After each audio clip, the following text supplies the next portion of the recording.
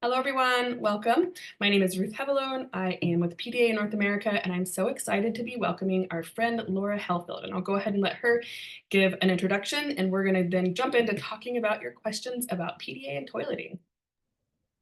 Thank you so much for having me on. And thank you to everyone for wanting to engage around this topic because I know it's really quite personal. I was just saying before we hit record is this was a very big subject in our house for years and actually does need to maintain. So thank you so much for coming in. I'm really excited to be here. I have like a whole book I want to share with you in this short period of time. So again, there was so many great questions and I looked for overlaps. So my hope is with the answers of the 4 questions that it touches on something that's helpful for you. And I'm probably going to try to put some of this stuff into writing, into blogs. So I'll try to be doing that as well. Before we get into the questions, if I could just say a few foundational pieces. I was taught from very much like theory, so I'd like to make sure you understand where I'm coming from with my priorities, is everything is bowel and bladder health, meaning like that's always the thing in our mind of in this moment is what I'm doing, helping this young person's bladder and bowel health and letting that guide us, especially in the moment where we're not quite sure what to do in that moment. Another one is small changes make big impact, particularly for us neurodivergent people, PDAers. Lots of change at one time can feel really overwhelming and make us want to disengage from the activity just outright. So small changes, especially when we're talking about healthcare, is the safe way to go. And what you might notice is that there's a bit of a theme with some of my answers to things, or when I'm like, maybe is this, I'm not sure, is constipation. And you might think, my goodness, this person, Laura, maybe just doesn't know anything else to say and is saying constipation over and over again. Unfortunately, it's just that constipation is very often the culprit. I'm American, but I've been in Yorkshire for about 11 years. So I know some of the stats over here a little bit better, but the NHS, or the National Health Institute, or National, you can tell I came from the States talking about the Institute. National Health Services estimates about 1 in 3 young people is affected by constipation. And if you're neurodivergent or disabled, that number is higher. So it is often the culprit. So you'll hear me say that a number of times. And I think I'm ready for question 1. Okay, so if you've just joined us, just so you know, we did kind of boil down we got so many questions and we boiled them down into kind of thematic questions that we saw to try and cover as much as we could in the short time we have. So, okay, our first question is, my son is 7.5 and is having challenges with nighttime bedwetting. He's made great progress with daytime issues, pooping in his pants at school nearly every day, and that we resolved with an OT last year. Hooray! But he still needs pull-ups at night for his nighttime accidents. Most nights he wets so much that he soaks through the pull-up and sometimes even through the pee pad and waterproof mattress cover. Recently, he's been waking up frequently during the night, which we think is his body's signal to use the bathroom, but he refuses to go either on his own or with help. Usually, our usual PDA lens strategies do not work, and the nighttime wetting seems to be a real sticking point. What's interesting is that he's actually quite embarrassed about still wearing pull-ups and often tells me he wants to stop using them. We're very careful to not shame him about the issue, and we generally run our life through a PDA lens. I've suggested to him that maybe he wakes up needing to go so badly that it creates a demand that he strongly wants to avoid, which might be why he can't get out of bed. I suspect there's some anxiety causing him to resist getting up at night. Do you have advice on how we can help this PDA achieve his goal of not needing pull-ups anymore, also while addressing the embarrassment he feels? And how can we stop the nighttime battles and wake-ups? First thing I hear is like just how much this parent's doing. So I just want to make sure I acknowledge that. Sounds like they are doing so much work behind the scenes. And the next thing really is I want to make sure I acknowledge this young person's emotional response to this. It is really hard. And I think that's always really good to remember is this empathy during all of this. And to acknowledge again, like this is healthcare. This is a medical need. This isn't anyone's fault. It's not their fault. It's not your fault. This is just something we need to be curious about and we can help out. So there's a few things that came to mind all right away. The first thing I want to talk about that's kind of quick, and then I'll get into some other things, is addressing liquids. So I'm also wondering, like, I wonder if this young person's drinking like a lot of liquid at night. My gut instinct, particularly in this community of people, is to not remove fluids on an evening time. This is true of food too. I do a lot of work in food and eating. There's so many times that we just cannot access fluids or food and eating throughout the day. And we're having to have it, what people say is like maybe too close to bedtime. And I go, but maybe that's the only time when my stress hormones have finally dropped enough to be able to access this fluid, access this food, and get nutrition in. And often these young people are in settings where really trying to access fluids is really, really tricky. So my first thing is I tend to think of this as accommodation that this young person, if they are having their fluids that late, they're accommodating for being in a setting that's kept them much more activated, or they really haven't had access to fluids. So we'd never want to remove an accommodation unless we figured out that support at some other point. So please leave that for kidney health. And then guess what I'm going to say here is it really sounds like constipation is still at play. It's not uncommon for it to still be there in the background or for it not to have been resolved completely, which I'm going to go into quite heavily in the next question. But my gut one is constipation still there. The reason why I bring that up again is if I have my very full bladder, but I also have a very full colon, and my Bob is going to be my colon, I guess. They're right next to each other in your body. There's literally just limited space. And that colon, it pushes its solids in here, or like semi-solid, pushing against all this liquid. And eventually the bladder just goes, I can't. Like I can't, I literally just can't hold it in because I'm getting pushed on so much. So bedwetting at night, the number one thing to be thinking of is constipation. So it's still something that I'm curious if that's going on in the background of this young person. And in particular, what was said about still having was only just recently resolved, more recently resolved with the OT, realizing I forgot to look down at my notes. So the kiddo was about 7.5. So what's interesting is treatment for treatment for bedwetting, the age used to be around 7, and then now it's down to 5. And I'm using the word treatment because it is considered actually medical, like a healthcare need. So this is a great thing if a young person is also motivated and wanting this as well, which it sounds like this young person might be interested. So the treatment has to do with being related to our hormone vasopressin. We have a hormone that tells our body, it tells the kidneys, really try to concentrate this wee so that way we can sleep more at night. So it's telling the body, don't make so much urine overnight so we can try to sleep. But as you can imagine, over that hormone doesn't just like click on like a light switch. It's not like, oh, when it's on. And then now bedwetting just resolves like an overnight type of a thing. It usually takes months and ebbs and flows. There's often a lot of family history here too and genetics that come into play. But it sounds like it might be worth talking to a practitioner about desmopressin is in the name of the medication. And that's something that the young person takes shortly before bedtime and can help provide that hormone so that way they can sleep through the night. And that's usually something looked at too, again, if a practitioner would be looking for if constipation is the underlying factor, and then be moving on to thinking maybe actually some desmopressin, particularly for someone like this young person who's feeling quite embarrassed about it. This might be something to investigate with them. And then also thinking about like the night wakings and stuff like that. There's lots of reasons for the night waking as well. Maybe it's related to toileting, maybe not. I think they're onto something too about how demanding it is. I mean, oh my gosh, like the idea of having to get up out of bed to go to the bathroom, like so annoying, right? So I was thinking like that's probably at play too, or it's definitely worth investigating and coming up with some ideas. Maybe you could get a portable toilet and have in the room. Maybe you can even have one of the handheld urinals to be right at the bedside. So something really quite simple. And maybe at first while they're learning to use it, that there's just like some sort of noise or buzzer that you can go in and make sure you kind of help them with that urinal. They can wee, you could take it to the bathroom for them just to kind of like lower that demand of having to transfer out of bed. I'm transferring on the hallway, going to the bathroom. I mean, my goodness.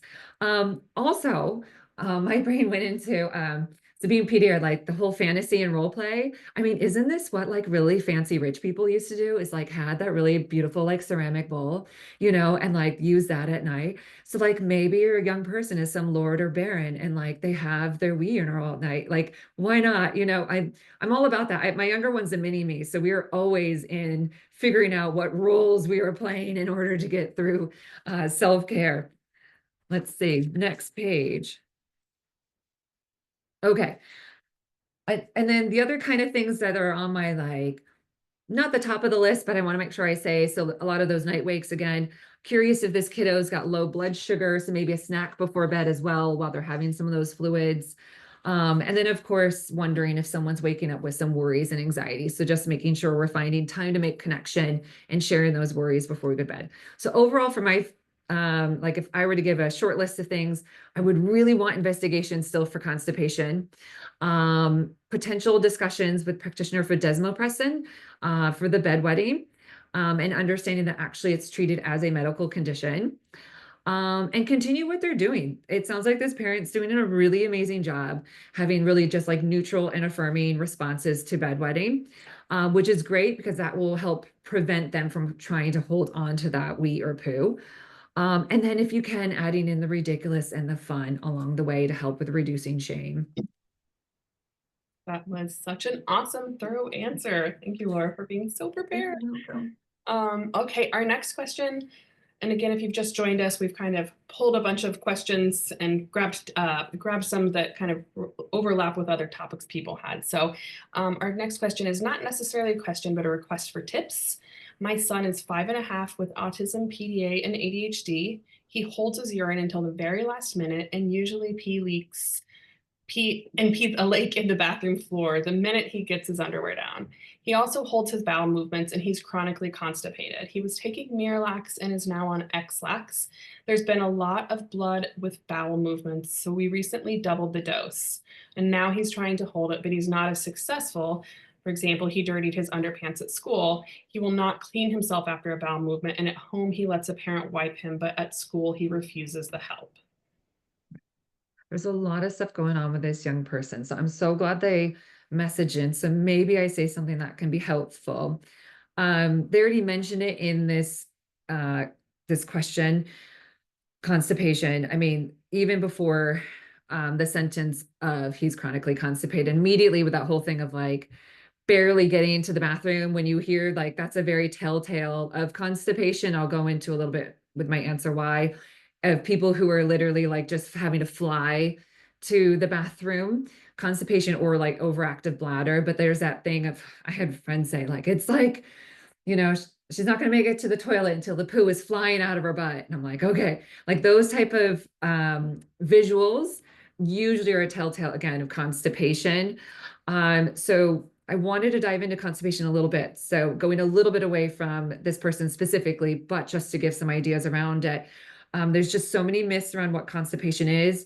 The most common one is that someone's not going poo very often, but actually you can be pooing every single day and be constipated.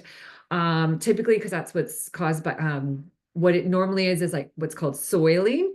And that is where there's just all this poo in the rectum, but other poo is coming out and around it. So you still can be going to the bathroom. So constipation, the definition is that there's too much poo in the bowel. So you could be going a lot, you'd be going infrequently. It just has to do with how much is in that colon. Let's see, I said that constipation is absolutely critical to be addressing. I had no idea just how important it was until getting into practice and going, oh my gosh, all these patients are constipated, because it greatly affects being able to eat, how much you can eat, what foods feel okay to eat. It can really keep you up at night. It's uncomfortable. It's distracting from their learning and having fun. It can make some young people and adults feel like they just need to like stay at home. So they just miss out on things that they want to do.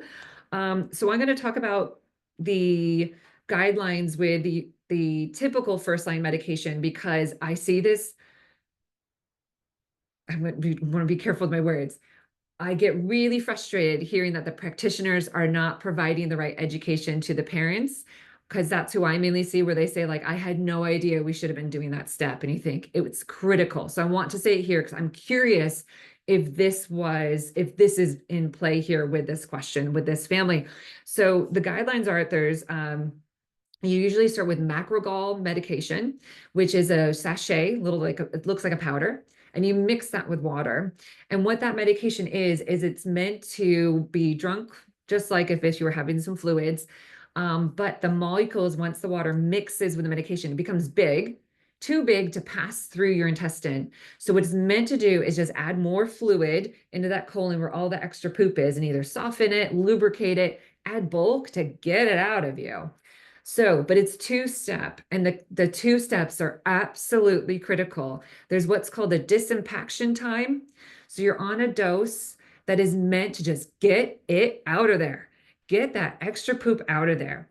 And you're on that for as long as it takes to be passing what and eventually looks like very thin, watery, but like a rust colored with maybe little bits in it.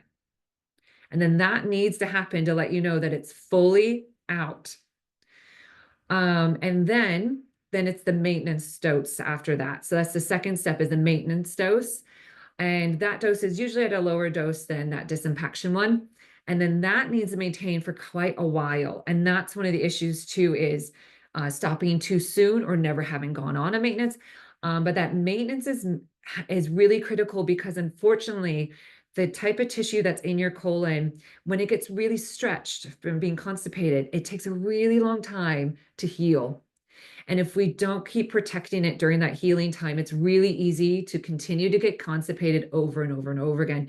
So it's very, very common for families to report to me, unfortunately, that one of those steps didn't happen, or the maintenance dose maybe was only for like a week, and you're like, oh no. Oh no.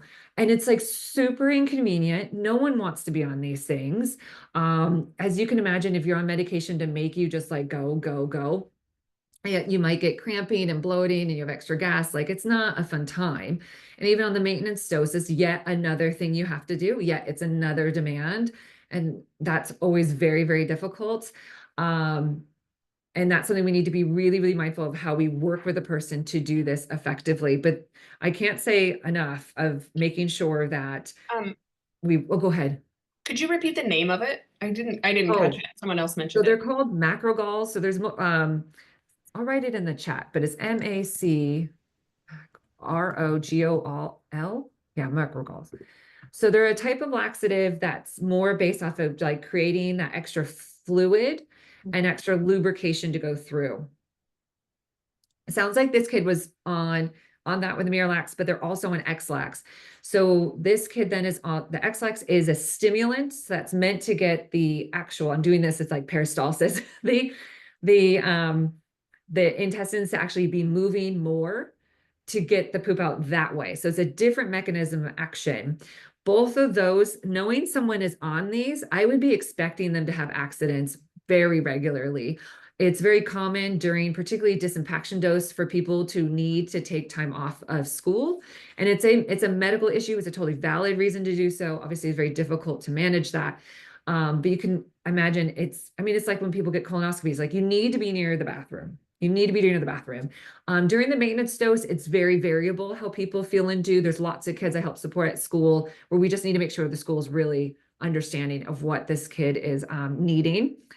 Where am I? So with the stimulant there too, I would be expecting accidents to be happening, unfortunately. And so what I'm getting to with this kiddo is wondering, I right away was like, I'd want to talk to their practitioner about like a medication review. Like, did the disimpaction, to me, it sounds like disimpaction didn't fully happen. And that's why we're having to add on another laxative, potentially, unless there's something medical going on that I'm not as aware of. And as you can imagine, there's a lot of healthcare reasons why we may need support in this area, like in a really ongoing way, but I haven't known about it, so I'm not sure. Another reason why he might be having some accidents is when the extra poo goes into the colon, it stretches all that lovely tissue. but that means it can't work as effectively, and it can't work as effectively to give the signal to your spine and your brain that it's full. So that's often referred to as like the poo signal. So if we can't tune into that signal, because if we've been constipated, the signaling's really gone or very, very faint, we can't connect into I need to go now. So we get a lot more accidents, or when going back to what I was saying is the people that are then going, oh no, it's right now. Like, or you have a very, very little bit of time to actually get to the bathroom because you're only going to get the signal when it's like, I'm really at max, you have to go now. So this is linked into that idea around interoception. So that is that sense we have for understanding what's going on inside my body. What is this signal and what should I do about it? Again, it's super complicated with constipation because getting that signaling is very difficult to get, or you get it very late. And hence why it's also really important for those maintenance doses to go as long as it needs to so that colon can really heal. So I wanted to make sure I mentioned, I know, like, what time is it? There's so many tangents I want to have. Um, I might skip ahead to where, so, okay, my point with that too is I often will have someone say, hey, I want to work on, or as a school setting even, this kid needs to recognize being able to go to the bathroom and having these accidents. When actually, again, it's that flip side of I've really let him know, like they might not be getting the signal. This really is no one's fault. Like I said before, this is a medical situation and we need to support that first. Then we end up working on interoception. Also, if we work on having this young person tune into their body and that area of their body where they have constipation, we're going to actually be asking them to tune into more discomfort and pain. So it's also like an ethical, just being aware, and actually we can get more poo withholding and wee withholding if we don't sort that first and then work with them on interoception. I have to mention this, the line about there being blood in the poo, because that is a reason for medical attention. Maybe this is something you already addressed with your medical provider, but I have to just say that on here. So maybe it's from hemorrhoids, from straining on the toilet. That's a common one that happens with constipation. The vessels get swollen and we're spending too much time on the toilet because of constipation. Maybe there's inflammation going on in that colon, a bowel infection. I'm not sure why, but it's just something if you haven't investigated, please do ask them. And then, okay, so the wiping, I'm going to just give a small answer because the last question, I go heavy into understanding wiping. So it's not uncommon for people to not wipe, particularly if they're constipated, because it hurts. Like there's a healthcare issue going down there. It's an area of their body that's giving them a lot of discomfort and a huge amount of frustration. And it's not uncommon for people to really quite dissociate from that area then, especially if they're constipated, they can't really feel it. And the whole idea of like having to then engage in a way with something that hurts, it's kind of like an absolutely not. Like if you can imagine if you had a sore on your arm, like a sore, like an open wound, and someone's like, you need to be wiping that. You'd be like, oh my gosh, like no way. Like, or I would be like, I don't know if I can do it. I'm going to close my eyes and watch my show, or like, have on like my phone, and maybe the person I trust most, I will let them do it. So it's very common to get where we really want our main parent or carer to be doing it, and actually, and also people not at school not doing it. So I would first be addressing the constipation and then be thinking about the wiping. It's kind of like that stepwise process of, I think the big one here, if I got to say like, here's my few things I would suggest: medication review with a provider and seeing whether or not that disimpaction dose happened, and investigating for why there would be blood. And then once that's done, then we can look at helping this young person wipe and also interoception. I think that's it for this one. Awesome. There was a clarification question, and someone had wanted to know if Miralax and the Margacol, however you said it, if they Yes, have the same function, if they can be it's a type of the macrogol. Okay. It's one of them. Yes, thank you Okay. for asking me to clarify that. Great. Okay, and then on to another question.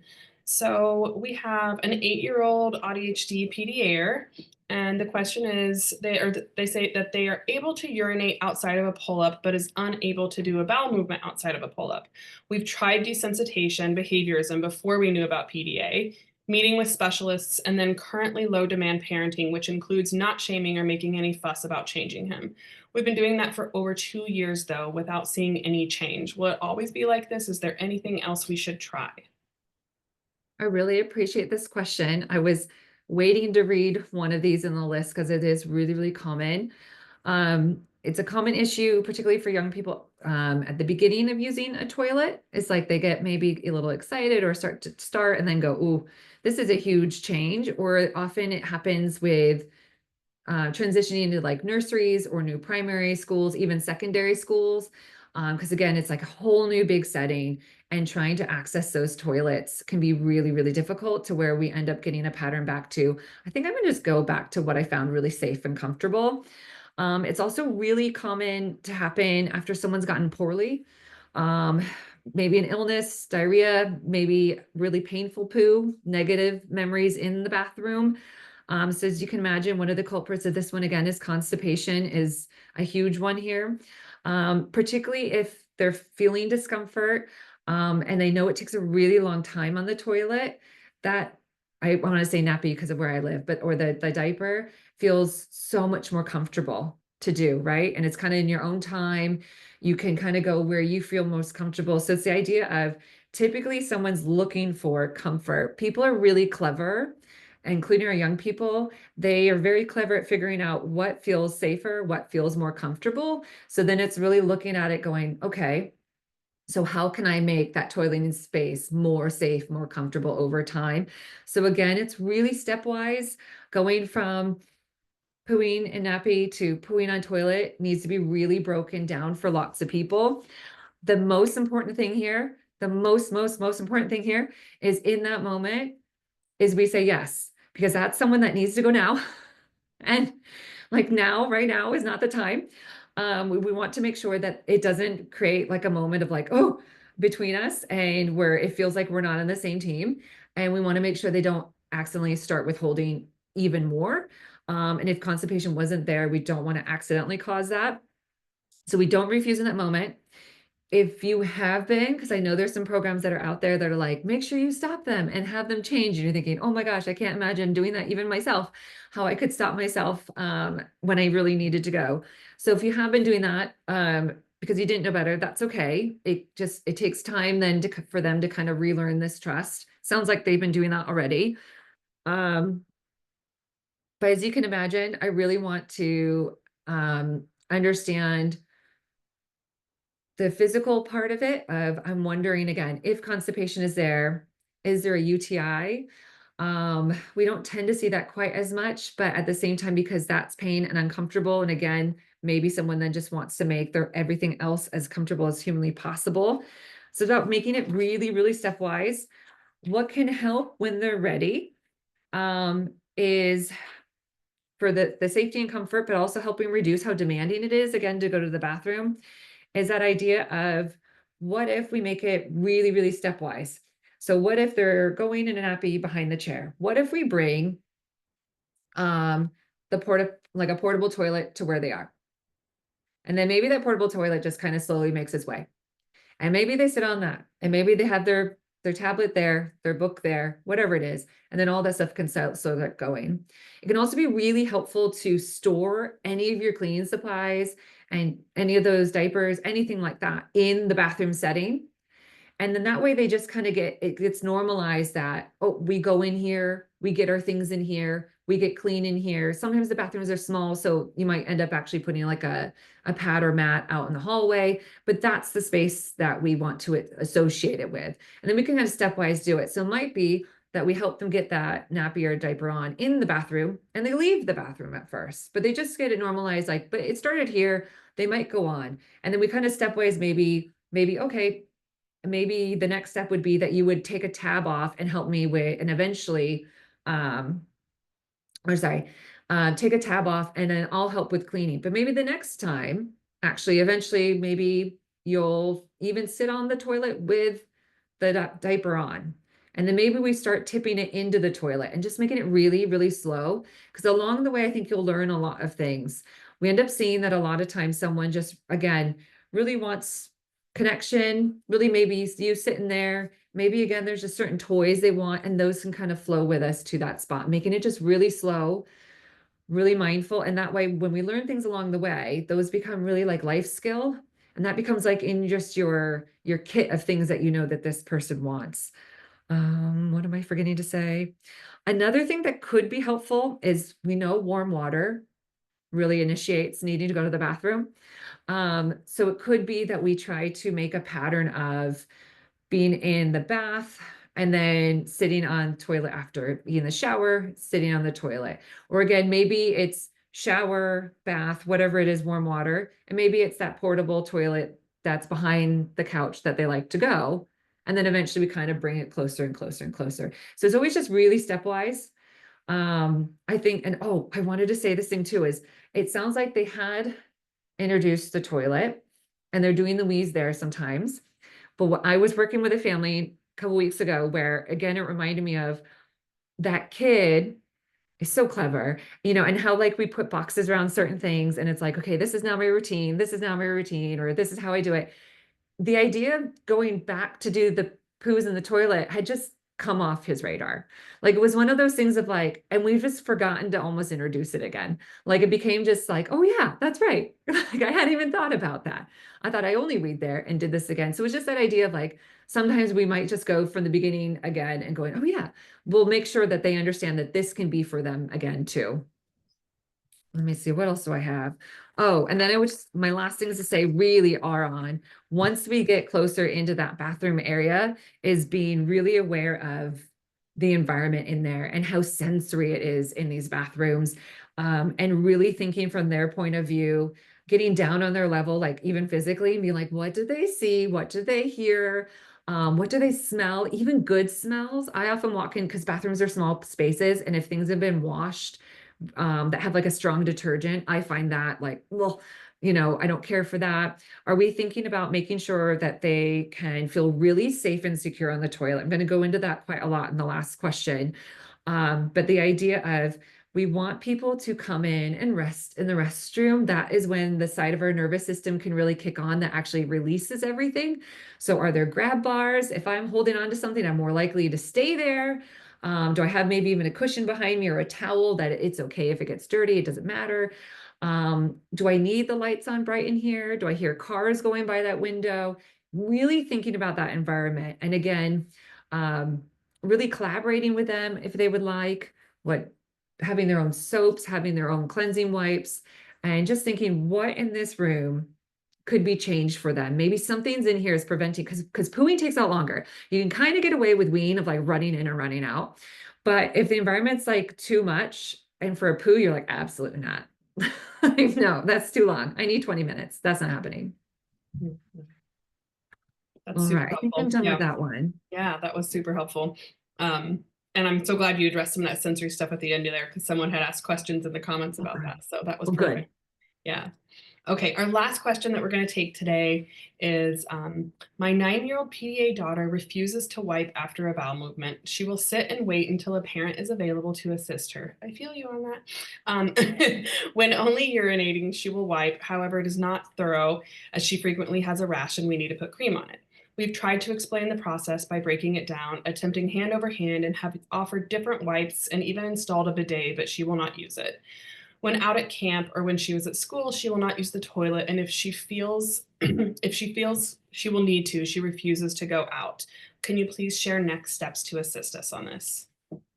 I'm gonna be honest, it's like the hardest question because the stuff having to do with out of the house is so much out of our realm of control. But I want to make sure that's in here because it comes up so often. So I want to talk back on the wiping that came up first. And I think it's one of those things too, that I had to very sit with of like, there's like toileting, and then there's like a million steps to this. And each step is like multi-step itself, even wiping. I have like now 4 pages on wiping I'd like to share with you. I don't know if I can get through it all, but you're just like, because it's like something that you do every day and you kind of can forget that actually there's a lot involved even in this one step. So we just go, wow, how do I get them to just wipe themselves? And I forgot to write it down here, but I heard myself starting to say it is, and I can't take credit for it because I heard it somewhere some years ago, and unfortunately it didn't click with me who said it. But it was that idea of reframing from how do I get them in this case? Like, how do I get them to use the toilet? Like, how do I get them to poo in the toilet? How do I get them to wipe? Instead, thinking of it as how do I support them with wiping? How do I support them to get to the toilet? And it really helps me go, right, something just feels too hard. And actually, I need to get more curious again. So even with the wiping is that idea of it's actually multi-step. So let's go through it. First thing I'm going to say, and it starts to sound a bit non-PDA affirming, but I went, oh my gosh, because it's kicked me a couple of times, is we try to be, because like checklists or the whole step-by-step can be too much, too annoying, too frustrating, looks really boring, where it's like, I don't want to do this every time. So you just like, I don't want to do it. But sometimes I think in our way of not wanting to do that, we almost forget to give enough information maybe in the beginning. Is we're like, oh, actually, it might have been really helpful to give a lot more visuals along the way, maybe just in the beginning, and I've noticed this pattern.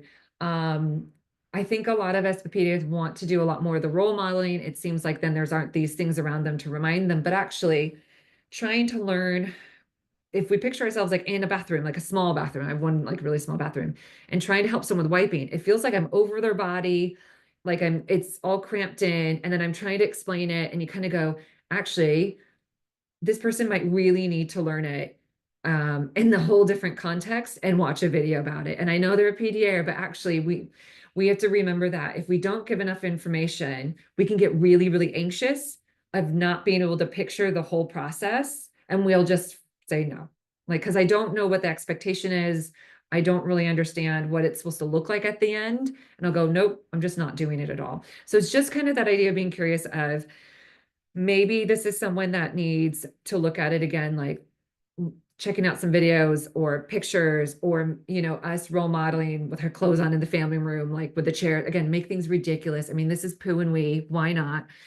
um and then going into how can this be, difficult, is remembering, I'm trying not to tangent too much because I'm like looking at time and all that stuff, but remembering that this community of people highly intersect with healthcare conditions. And one of those, I mean, huge one is a hypermobility, connective tissue differences. So therefore, fine motor and gross motor difficulties. And if you think of like everything with self-care is fine motor, so much of like picking up your toothbrush, picking up your comb, wiping and all that stuff. And depending on when they're going to the bathroom too, you think maybe they've already used up all the reserve to be able to do something like wiping. So we need to be thinking about like, is there actually a limited range of motion that I haven't quite picked up on yet?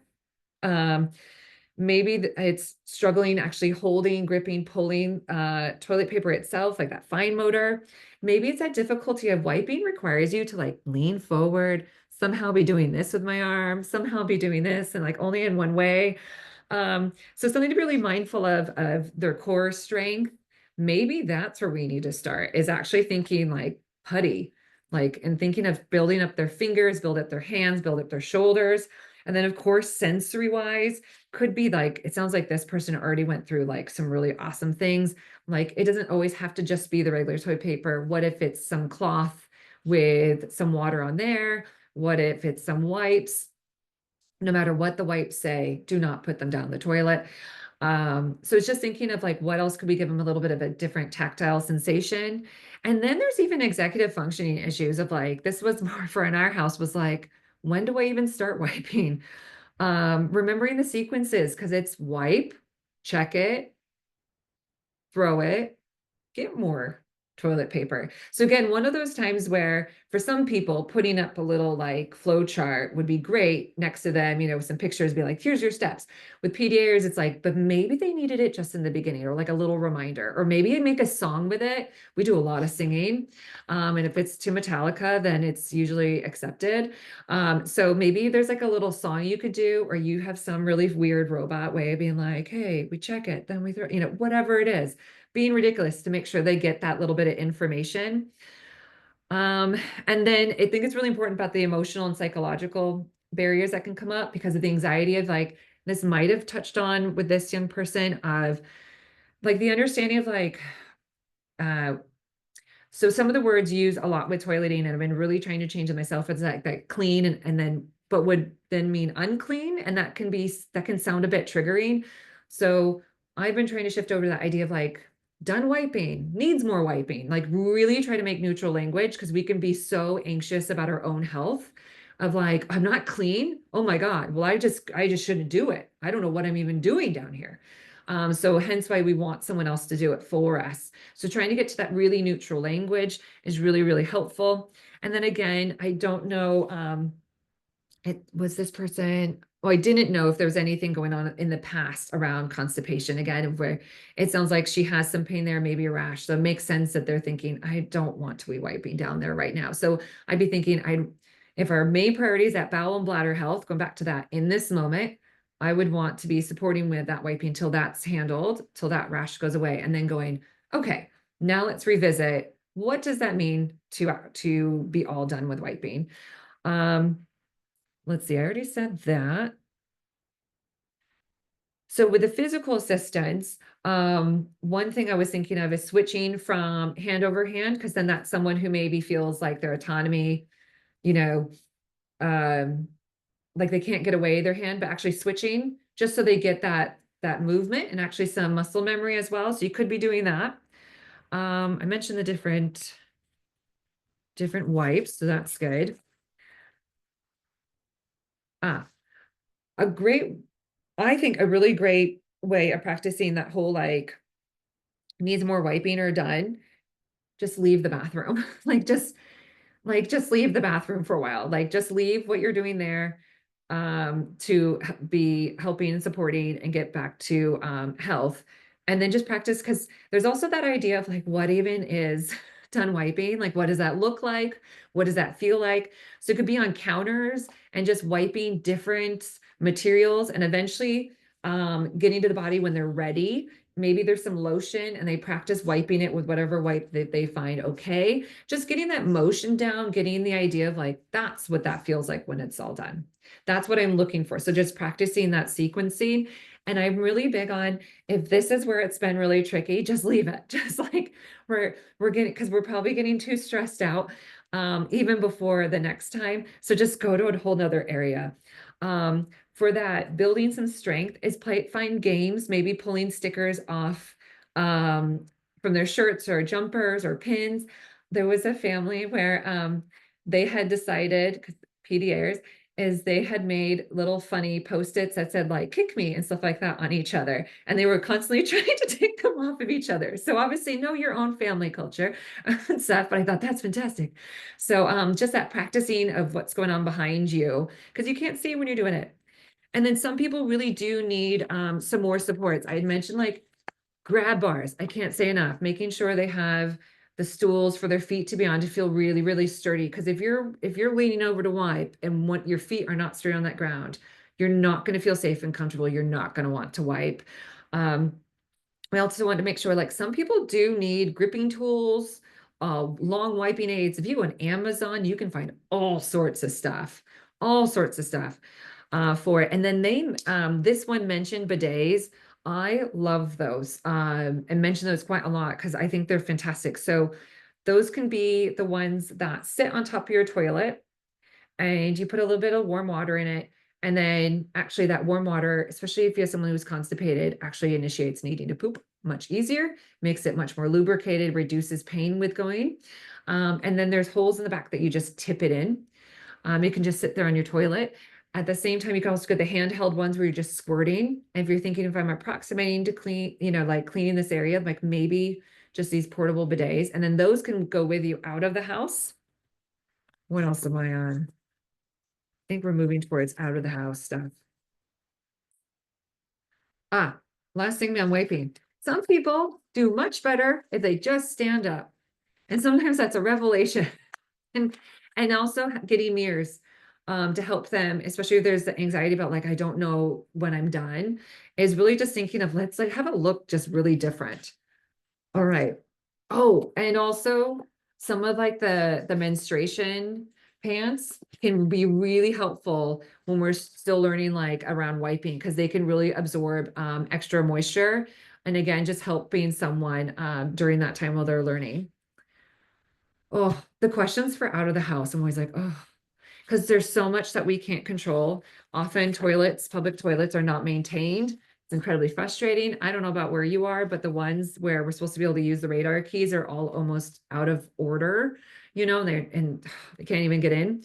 So the best thing to do is, again, it's everything stepwise and usually starts in the home. So thinking if someone's struggling to wipe themselves in the home setting, it's really a huge leap to think that they'll do it out of the home. So kind of, again, really focus in on this, make it really stepwise so they don't feel a lot of pressure, and just that way we can really, really move at their pace. But also, I've been mentioning a lot of like, all of this is health. It's all health. So whether it's a school or this camp, that means that they definitely have policies in place that they need to be supporting healthcare needs. I would be heavily reminding them about that. Schools can also have like their safeguarding policies that might mention these things, the pastoral care requirements, get your school nurse involved, to where there might be things like getting to use staff toilets, more private cubicles, whatever kit of things you have figured out help in the home setting. That might be, I mean, I've worked with kids where they have like their stuff, like a plushie to help them because it reminds them of their parent who usually might be with them, in just some backpack, neutral looking backpack that can be kept in a bathroom space. So that way, when they go, they can get out their fidget tool or something else. So that way that they have their things ready to go and be comfortable. We could be doing it at the camp as well, but it is involving quite a lot of prep to be able to leave the house. And I also want to give a shout out to SEDS Connect. So that is a really amazing group that also works in Ehlers-Danlos and hypermobility. So they have a school toolkit on their webpage that you can access. It's fantastic. Let me write it in the, oh, you already did it. And then same with the Ehlers-Danlos UK has amazing free resources too that have to do like using the bathroom as well. So I heavily recommend those ones. I think I might have said what I wanted to say on that one. Thank you so much, Laura. I don't know if you've seen any of the comments coming in, but people are so entirely appreciative. We are so entirely appreciative of you. That was such a wealth of information, and I feel like we could like do a part 2 even and continue talking. I know, more of the questions. I know. But we appreciate you so much. We cannot wait to have you back later this month.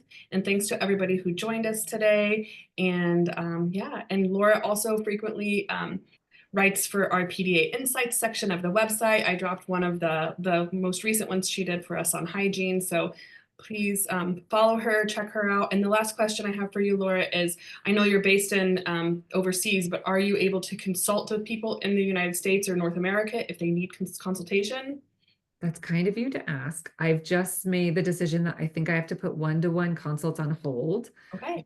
just because of other role changes. And most of my work over here in the UK is with charities and organizations. And there's just been the balance of trying to, own family and that kind of stuff. So Yeah, yes, absolutely. but I do work with a number of groups over here. You do not have to be here in order to join. And there's a lot of those you can just drop in, have fun, connect otherwise. Great. Awesome. All right. Well, thanks everybody again for coming. And thank you so much, Laura. And we look forward to working with you again very shortly. Thanks, everybody. Thank you so much. Have a good Bye, day. Thank you, everyone. Laura.